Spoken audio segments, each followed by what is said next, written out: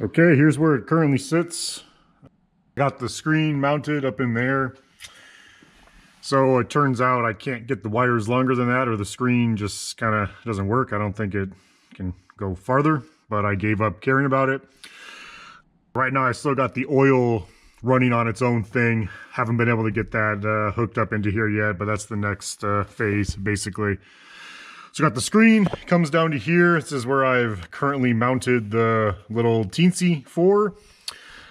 I got the power, obviously it runs back all under here, comes out of there basically. We got the wiring. I got the OBD splitter. I kind of just wrapped it around here. So I've got both the access port in case I need to use the OBD port for something else. I can unplug that. Then I got my OBD kind of pigtail thing in here, which then has the little CAN bus transceiver.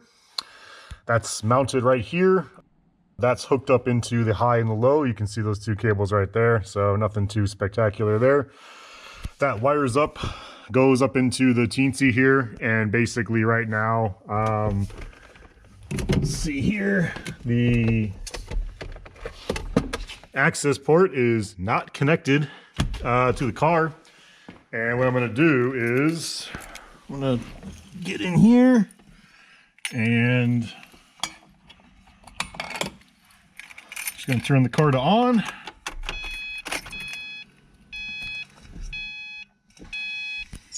So it's warming up. It'll sit for about 10 seconds.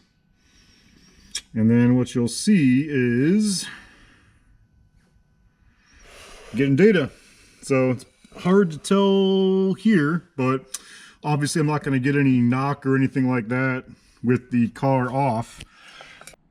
But it is reading the coolant and the intake and the dam and stuff like that, so it proves it's working. This is basically getting the same info as the 6-gauge access port, and right now it is entirely facilitated by me.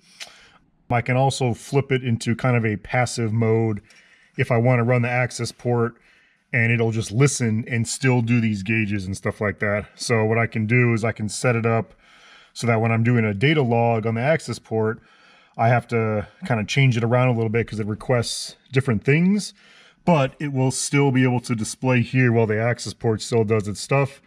And right now I'm basically leaving it access port disconnected, and I'm just running basically this device, and it is doing all of the SSM communication. And this is just the first proof of concept. So the next thing I got to do is hook in the oil sensor, which is sitting down in there. Basically get that connected up into the Teensy and feed it values to start displaying down there. And then anything I want to display, I can set it up and basically start working with it. So yeah, this is how basically you don't need an access port anymore to get those same types of gauges.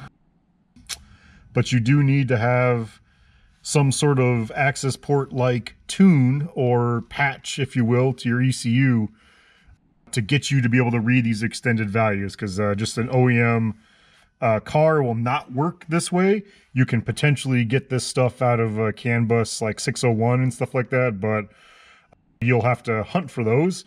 But this is me requesting it, and right now I'm going at 20 requests a second, and it can go faster, but right now I'm just doing 20 because it's good enough.